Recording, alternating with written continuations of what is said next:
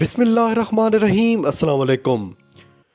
Chief justice Umar Ata Bandial Arshad शरीफ के कत्ल का आज खुद नोटिस ले चुके हैं।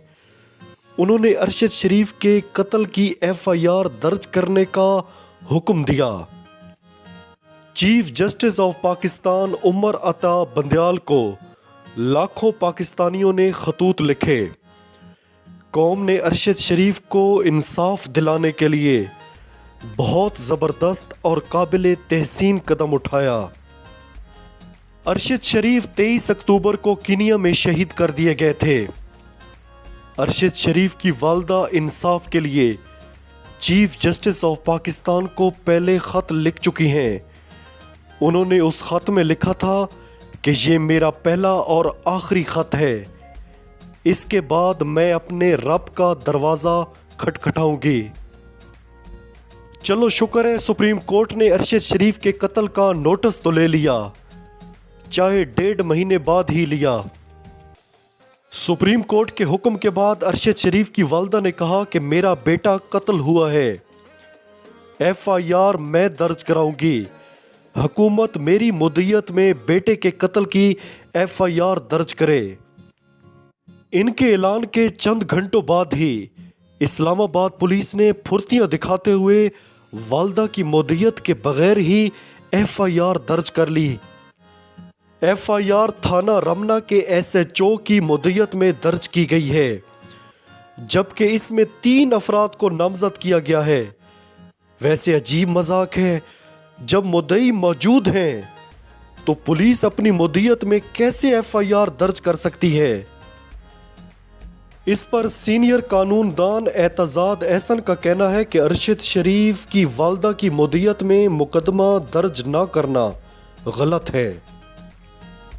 उन्होंने कहा कि अरशद शरीफ के लवाहिकीन को सुप्रीम कोर्ट में बोलने का हक दिया जाए, तभी कुछ तवक्कुआत रखी जा सकती हैं।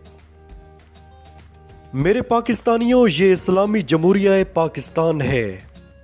ये मुल्क जो हमने इस्लाम के नाम पर हासिल किया था। चंद ताकतवर लोगों ने इस मुल्क को जकड़ रखा है। चंद लोग सिस्टम पर काबिज हैं। चंद लोगों की मुट्ठी में ये निज़ाम कैद है। अब वज़ीर आज़म शहबाज शरीफ और वज़ीर आज़म आज़ाद कश्मीर सरदार तनवीर इलियास में जो तकरार हुई, उसके बाद तनवीर इलियास से इंतकाम लेने के लिए सेंटोरस मॉल को बंद कर दिया गया। भाई, उसे बंद करने का क्या तुक बनता है? कितने लोगों का वहां रोजगार लगा हुआ है। इस रवैये के बाद जो हाल आज़ाद कश्मीर में शहबाज शरीफ का किया गया, उसके पुतले जलाए गए। कश्मीर में नरेंद्र मोदी के पुतले जलाए जाते हैं। पहली बार ऐसा हुआ है। अफसोस कि पाकिस्तान के वजीर आजम का पुतला जलाया गया। यही लोग हैं ना जो कहते थे कि इमरान खान ने कश्मीर बेच दिया।